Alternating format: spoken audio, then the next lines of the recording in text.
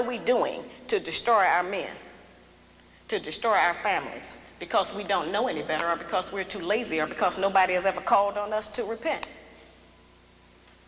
And so then that led me to the study.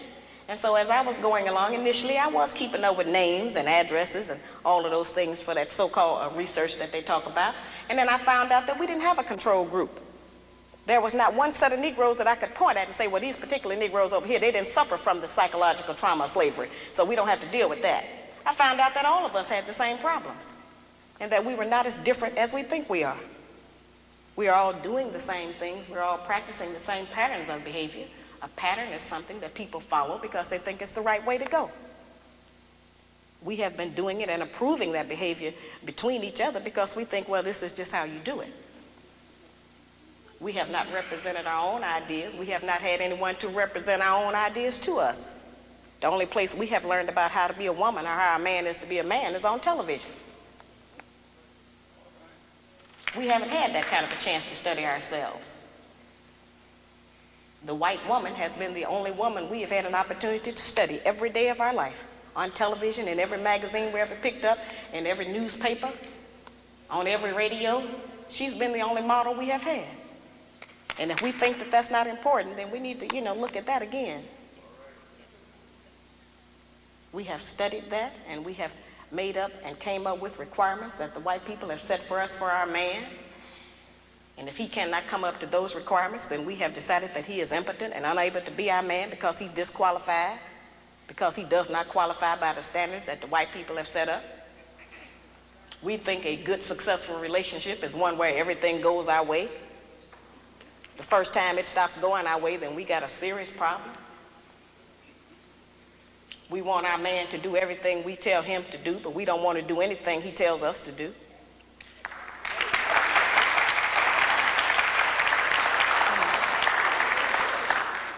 Yeah, it's hard language. And all of our so-called educated class together have never come up with an agenda that brought the people together to try to improve their condition like the Black Man's Guide. Not a one of them have ever had a program that got all of the black people talking, got all of them out. Made everybody decide to make a comment whether they wanted to or not. People are compelled to testify all over the country. I can't walk the street.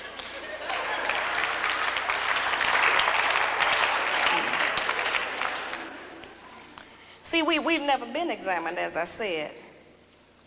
In the breakdown of every relationship,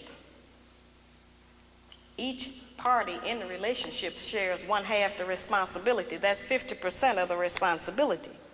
So yes, the black man is 50% responsible for the breakdown of our relationships. And we are the other 50% half responsible for the breakdown of our relationships. And I ask black women, if you do not want to accept 50% of the responsibility, what percentage do you accept, and how does that behavior manifest? And I guarantee you it's already in my book. Because this lists the things that we do. We've just never seen it in print. We've never had it out front. We've never been busted.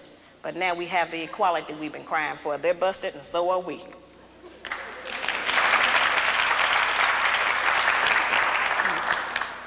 I teach that slavery tampered with nature. When I say that slavery tampered with nature, I mean that a major rite of passage for every male mammal is to provide and protect for a female and her young. Now certainly we know that the black man has been denied that opportunity. He has not been allowed to qualify to protect his woman or provide for them.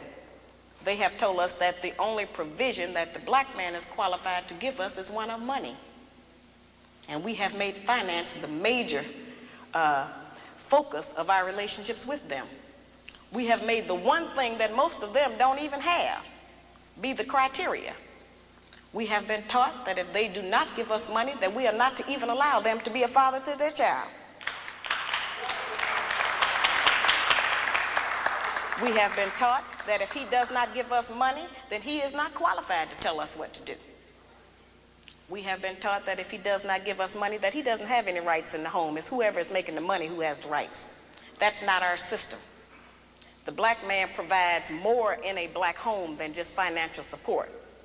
He provides direction, guidance, gratification, fulfillment, and discipline for our children.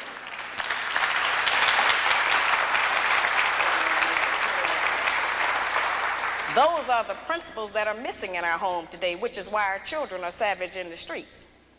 We see those children out there sometimes acting wild and uncivilized and disrespectful because they don't respect anyone, because we didn't teach them any respect. We didn't know how. And a lot of times we look at them and we say, yeah, they're out there doing this, and we act like that they dropped down out of the sky. But those are our children. We birthed them up out of our womb. They belong to us. And we are responsible for them. And for every child that's out there out of control, disrespectful, ignorant, and uneducated, they have a black mother somewhere who failed to do her job, and a black father who failed to do his. It is not the responsibility, of the American government to raise our children. It is not the responsibility of the American government to support our women. And it certainly is not the responsibility of the American government to hold our man down.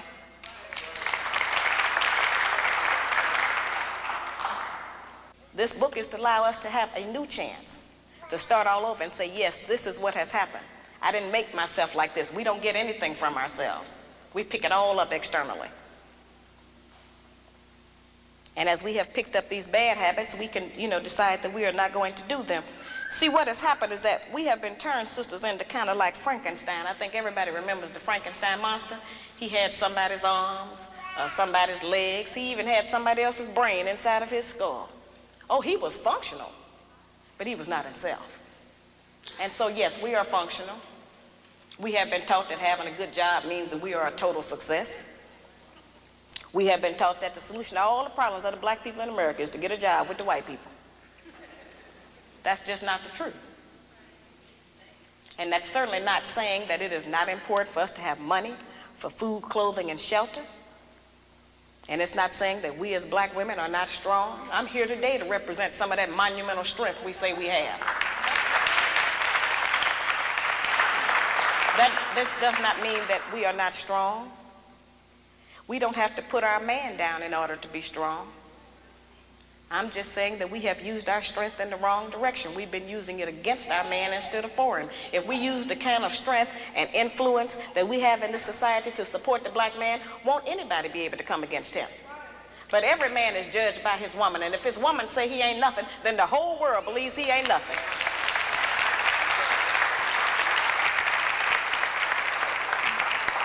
The actual fact is every man himself judge his own self by his woman.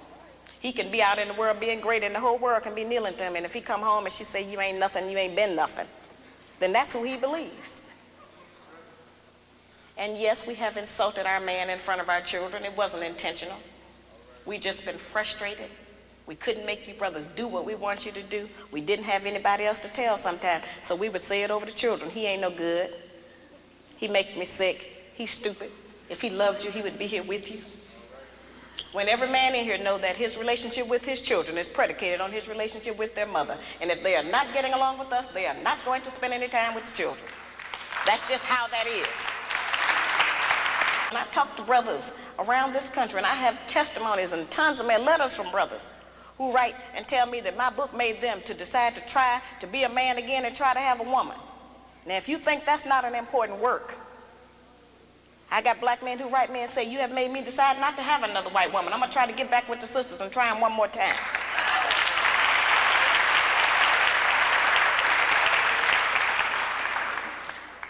See, nobody is going to give us this information. They have us standing around sometime and pointing at the brothers and saying, yeah, that's them over there. They ain't no good. They doing this and that and the other, and it's all negative. And they have us thinking that the black man is going to die and we're going to live on. But that's not how it's going to go. There is still one monolith in the black community, and that's that it still takes a man and a woman to make a baby. So if the black man dies, we all die. And I don't want to die. I want to live. I want my children and my grandchildren and whatever else is coming after Shahrazad, I want that to live. But we are not on the path of life. We're on the path of destruction. Learning how to get along has to be taught by force. Slavery was taught by force. We didn't volunteer for that. They made us do that. They forced us to do that. And that's how we're going to have to learn how to reunify. It's going to have to be done by force. We're going to have to make ourselves try to deal with each other. Yeah, and that's very difficult, and it certainly takes a great deal of self-control and love for your nation at large. It's the greatest form of unselfishness. Now, I don't go around advocating that people that hate each other stay together. That's not what I'm saying. That's different.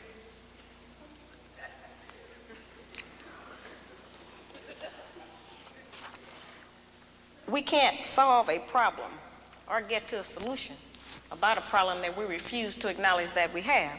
We don't have to be ashamed that we have a problem. We don't have to be ashamed to know that it is related to slavery, because all of our problems are related to slavery.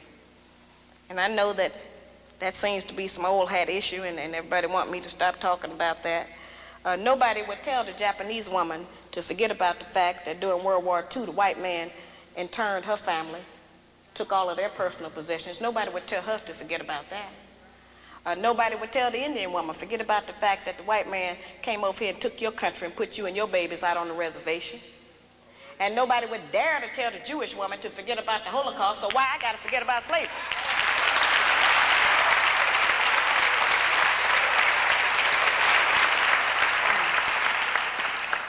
See, the Japanese and the Indian and the Jewish woman got behind their men, and they had some very terrible histories also.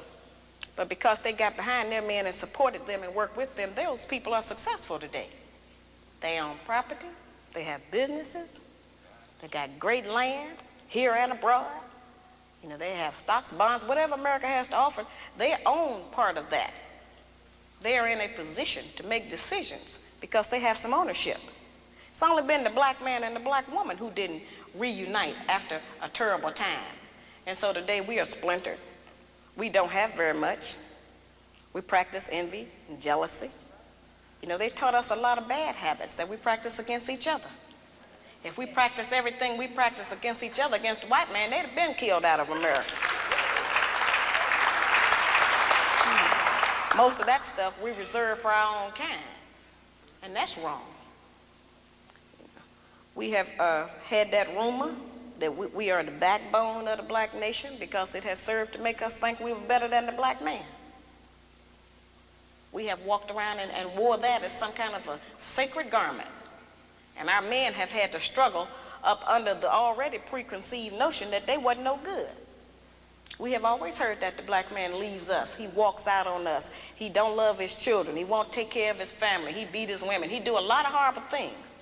This book goes back to try to examine what are some of the possible contributing causes. What happened before he left? What happened? Something happened. The black man is just not bad by nature. The brothers love their children as much as any other man. Every man loves his baby. They keep wanting to tell us that our man don't even love his children.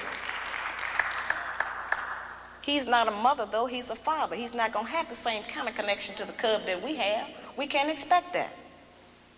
We keep wanting the man to act like a woman. He can't act like no woman, praise be to Allah.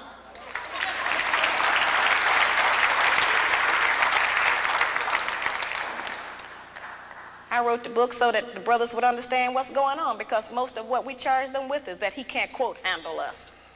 He can't handle me. They haven't known what they were handling. They didn't have that information. The book is really a book that puts the black man on point, because it tells him what he has allowed to happen to his woman and his children. And he can never again say he didn't know what was going on, because I have told him. See, it's never been an issue about whether or not the book is true or not, brother. The issue has been that I was not supposed to tell. But that's the missing information. And I was willing to come out here and go through whatever was going to be required if it was going to reunite some of our people. If we can get 1 or 2 black families in every town to start functioning differently, to make a better man and a better woman, then this campaign is worth it. It's worth it for our entire nation. I didn't just donate money to Marvin Collins School because this is my hometown, or because I wanted to put it in my mother's name. But we must have our own black schools to educate our own children.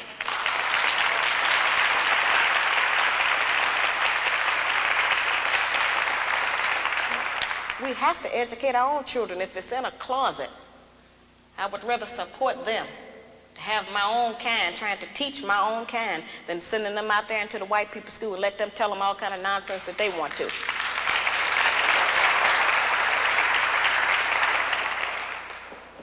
It's a very serious situation. Let us take a look at what we as black women have produced while we were allegedly backboning the black nation. 1 in every 4 black males between the age of 20 and 29 is in prison, on parole, been arrested, or had some bump with the law. Over 50% of our prison population is black, male, growing, and female. We have more black men in prison than in college. 6 out of every 10 black men between the ages of 15 and 44 are unemployed, in jail, got some disease, homosexual, on drugs. 73% of all the black men in prison were raised by a single black woman in a home with no man. 80% of that 73% suffered child abuse in the home, victimized by the mother. 1/3 of our children drop out of school before they graduate. Over 60% of our households are headed by black women who are single, divorced, separated, or widowed. Yeah, we got a serious problem. And only God knows how many of our black babies we have killed through abortion. I think that's something the black man will never understand, how we kill that life in our womb because we decide we don't feel like taking care of it. It's too much of a hassle. Or we change our mind about how we feel about the man. So we have been in a very, very powerful position. We can make heaven or hell for the man, and we can decide who's going to live and die. That is a great woman, I agree. But we are in a very prestigious position. We are the wives of the man who was the first man that God chose to be on the earth. That's a very great position. The most valued and the strongest man on the earth that everybody's trying to use for something. He's the most durable. He's the most persistent. He's the most determined. The black man is not wrong because he does not do what white America wants him to do. And he's not wrong because he don't do what we want him to do. We don't know everything to do ourselves. We're learning a lot of what we think that we're supposed to do through recommendation and chance. Passing information among each other. Sharing secrets that'll help us to trick him, to keep him confused. We do things in front of his face, and we have learned how to convince him that he didn't even see that happen.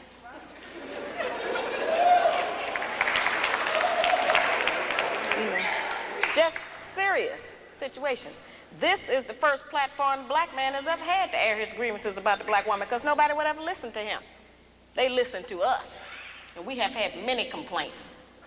Many of them may be true, but they have complaints against us too. They've just been too cool to deal with it like that.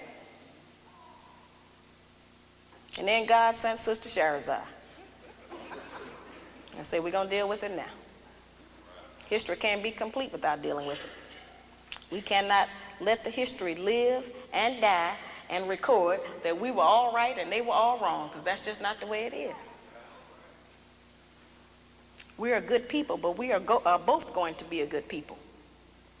And I hear, women around the country tell me, say, well, you have insulted black womanhood, and now anybody from any foreign country or anybody who picks your book up is going to think that all black women are like that. That's impossible. Everything I list in the book is visual and audible. You can see it or you can hear it. So if you don't see it or hear it, it ain't there. But if you see it and hear it, which you will, it's present. So there's no danger that somebody's going to look at one of us and think we are doing the things that I describe in the book. Because you can see if somebody's doing that or not. That's not difficult to be able to read a person on that. The book certainly does not give the black man any rights over us in a certain kind of a way, because no man can begin to try to get us together until he look at himself in the book.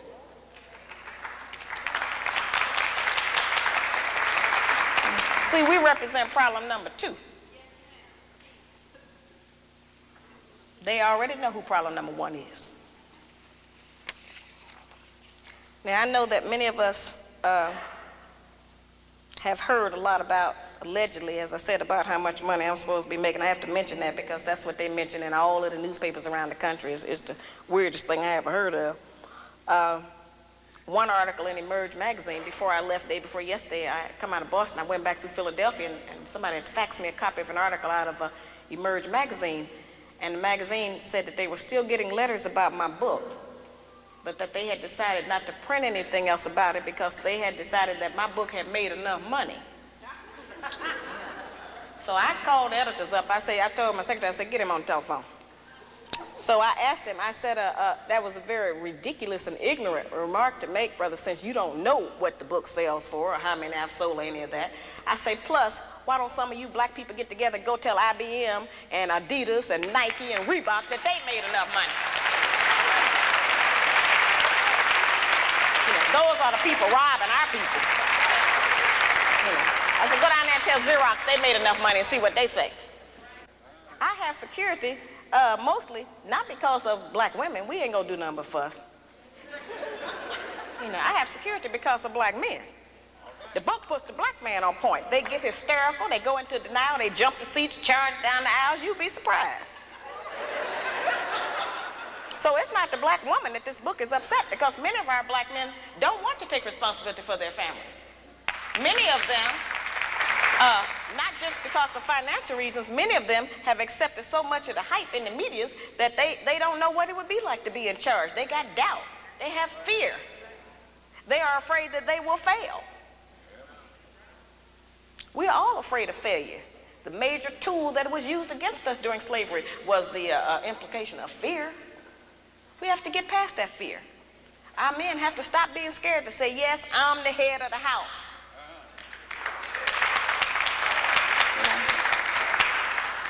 They need to know that every woman wants to know her limitations with her man. Any woman that can do a man any kind of way and have her way with him and say anything she wants to him, she ain't gonna want him in a minute. We have to know what the black line is. I had did an interview the other day from a newspaper out of Baltimore.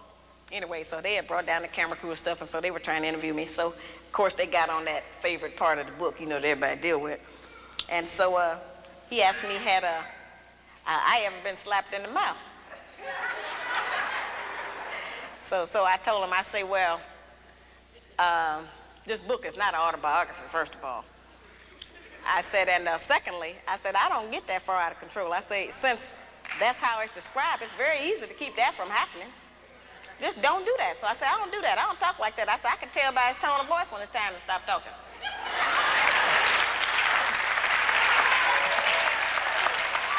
Yeah, that's the most amazing thing. The amazing thing to me is how our people go around the country trying to pretend that we ain't fighting. And that I made that up, you know. But as I said, this book demonstrates that we are not as different as we like to think that we are. So what I'm going to go over real brief right now is what the attributes are of the good black woman. Since she's not on television, we may not recognize her. Okay. Now, the good black woman has 7 attributes, and then I'm going to explain to you how to utilize those in your day-to-day life. The good black woman has self-discipline, courteousness, cheerfulness, self-respect, intelligence, cleanliness, and love. Now, we've heard that terminology. You know, it's like one of those where they tell you, pull yourself up by your own bootstraps. What do that mean? You know, how can I make that functional in my day-to-day life to benefit me as a practice? It sounds like all theory. Where's the practicum? What do I do? The good black woman has self-discipline. That's self-control. Let me make that real for you, sisters. We can start with our mouth. The good black woman can control her mouth. She don't have to say everything that comes up.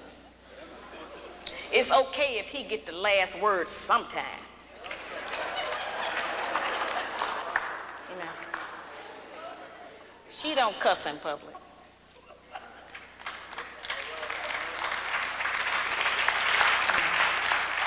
And she works on not cussing in private. She don't tear a man down with her mouth because they can't out-argue us. Can't nobody out-argue us.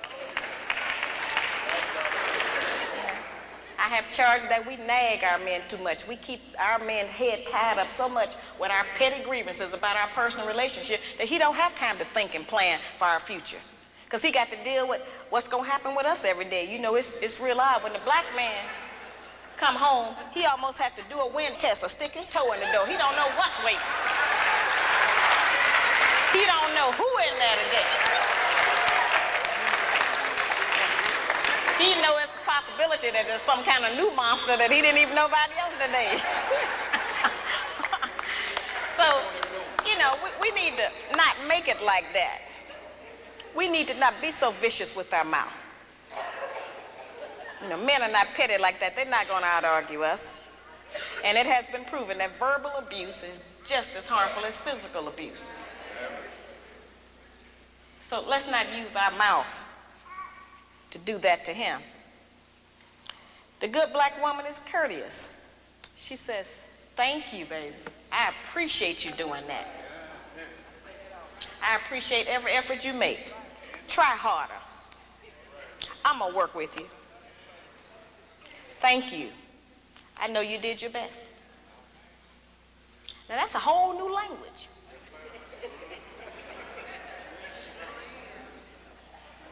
But just to say that during the course of the day, every day, with the man that you're trying to be with or want to be with, will make our life easier. We can't get it if we don't give it. We keep wanting them to give us and do something for us that we refuse to do and give to them. It don't work like that. The good black woman has self-respect. She don't have to go out naked just to get the attention of a man.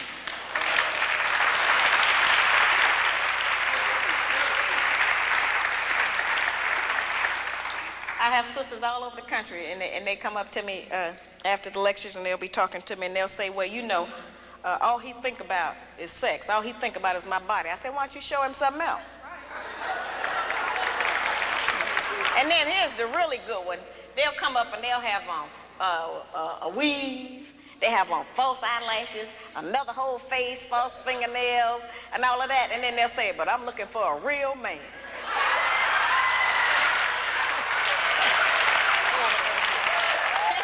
It's real deep. I say, why?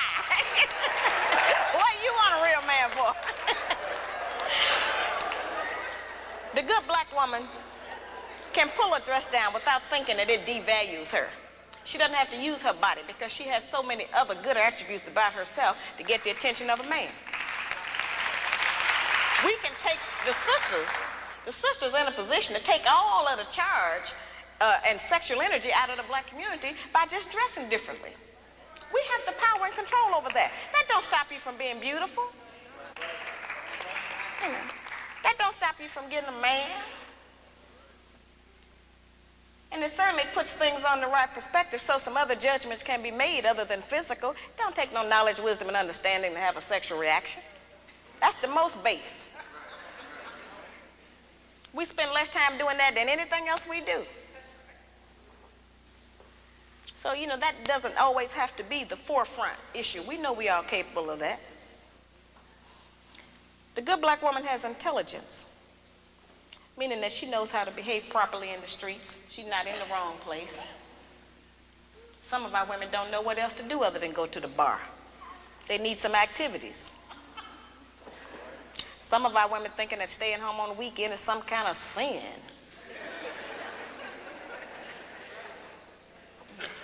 Some of our women think that if they don't have a new outfit to wear every day, that they're going to self-destruct. You know, we have a lot of just that kind of nonsense going. Every time we buy new outfits and clothes or whatever, all we're doing is sending money out of our community. We don't own no clothing stores. If the white man closed the shoe factory, we'd all be here barefooted tonight. We don't own no shoe factories. You know, very base things that we don't own, that we put our money into and demand we have to have them. A lot of times our men look at us and know that he ain't never going to be able to make enough money to give us all of the things we say we want. And don't no man want to be with no woman who he constantly got to deny her the things that she says she wants. And that represents failure to him, to have to always, you know, not be able to provide us with what we ask for. One of the ways we can do that is to start being satisfied with less. You know, the good black woman is clean. Now that's a hard one. The good black